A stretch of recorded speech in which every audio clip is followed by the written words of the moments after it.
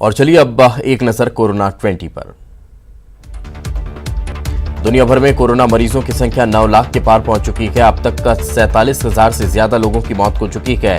Italy में सबसे ज्यादा 13,000 से ज्यादा लोगों की जान गई।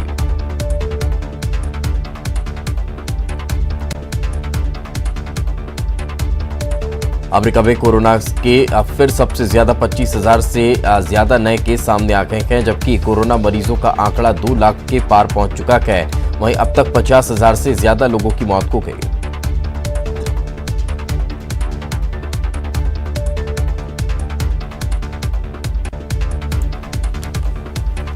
कोरोना वायरस से इटली में अब तक 13,000 से ज्यादा लोगों की जान चली गई, जबकि कोरोना संक्रमित मरीजों की संख्या 1,10,000 की भी पार पहुंच चुकी है।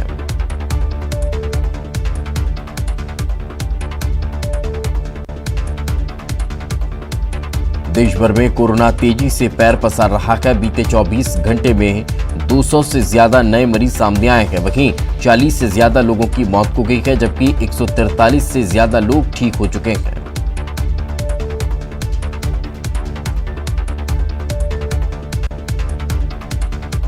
वहीं महाराष्ट्र में कोरोना वायरस से एक और मौत हो गई है। एशिया की सबसे बड़ी झुग्गी धारावी में रहने वाले एक शख्स की इलाज के दौरान मौत हो गई। मृतक की उम्र 56 साल बताई जा रही है। फिलहाल महाराष्ट्र में कोरोना वायरस के मरीजों की संख्या 300 के पार है।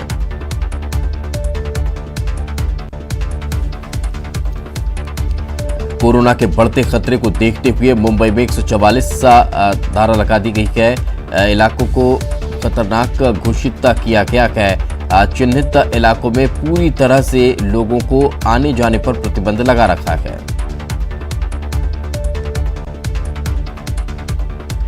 कोरोना को लेकर 6 राज्यों की 9 जगहें हॉटस्पॉट घोषित की गई हैं। दिल्ली का दिलशाद गार्डन और निजामुद्दीन एरिया बेहद संवेदनशील इलाका माना जा रहा है।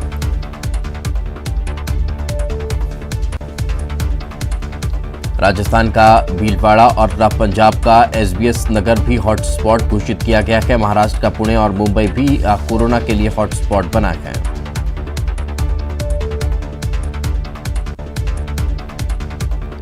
दिल्ली पुलिस ने तबलीगी जमात का आयोजन करने वाले 6 लोगों के खिलाफ प्राथमिकी दर्ज कर ली है। मौलाना साद के साथ ही डॉक्टर जीशान मुफ्ती, शहजाद एम सैफी, यूनुस और मोहम्मद सलमान के खिलाफ एफआईआर दर्ज की गई है, लेकिन मौलाना साद अभी फरार है।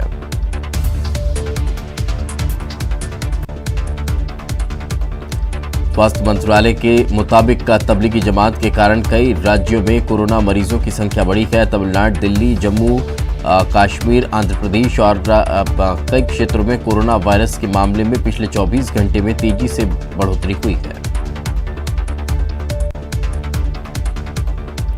सख्ती को देखते हुए स्वास्थ्य मंत्रालय ने एक नई मेल आईडी जारी की है। इस पर कोरोना से जुड़ी कोई भी जानकारी हासिल की जा सकती है।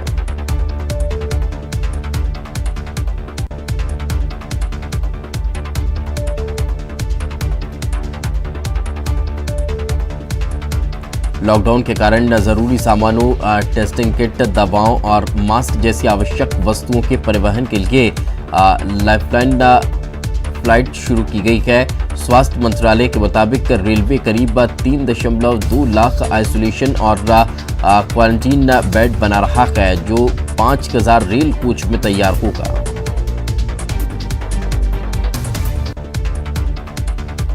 दिल्ली के तबलीगी जमात के कारण 19 राज्यों में कोरोना का खतरा मंडरा रहा है। वहीं रेलवे उन 5 ट्रेनों के यात्रियों का पता लगाने में जुटा हुआ है जिनमें जमातियों ने दिल्ली से अपने अपने गंतव्यों तक सफर किया है।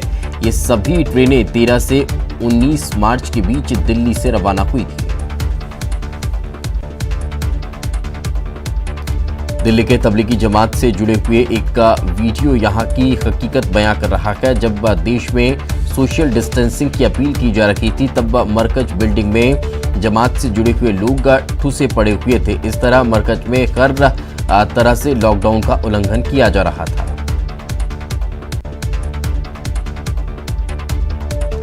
निजामुद्दीन स्थित मरकज में जहां मार्च में तबलीगी जमात का आयोजन हुआ था, उसे पूरी तरह खाली कराकर सील कर दिया गया। इस मामले में और मरकज भवन में सैनिटाइजेशन का काम भी किया गया। क्वारंटीन सेंटर में संदिग्ध मरीजों की बदसलूकी का मामला सामने आया है। वो नियमों की धज्जियां उड़ाते हुए क्वारंटीन सेंटर में स्टाफ और डॉक्टर से बदतमीजी कर रहे हैं और यहां वहां थूक रहे हैं। यही नहीं, बिल्डिंग में चारों तरफ घूम रहे हैं।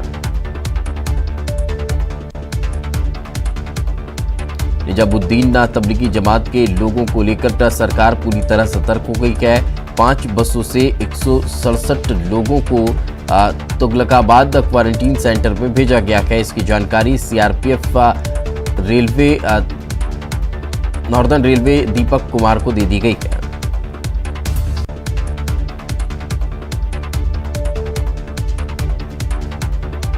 वहीं 97 लोगों को diesel shed training school hostel quarantine centre में रखा गया है, जबकि 70 लोगों को पहले ही आरपीएफ बैरक क्वारंटीन सेंटर में ठहराया गया है। दिल्ली के तबलीगी जमात के मामले में केंद्रीय मंत्री मुख्तार अब्बास नकवी का बड़ा हमला। कोरोना के खतरे के बीच मरकज को तालिबानी जुर्म बताया, दोषियों के लिए कड़ी से कड़ी सजा की मांग की। सुप्रीम कोर्ट के 33 जजों ने कोरोना के मद्देनजर 50-50 हजार रुपये दान दिए हैं। वहीं प्रधानमंत्री नरेंद्र मोदी ने ट्वीट कर सभी जजों का शुक्रिया अदा किया है। और इसी के साथ इस बुलेटिन में फिलहाल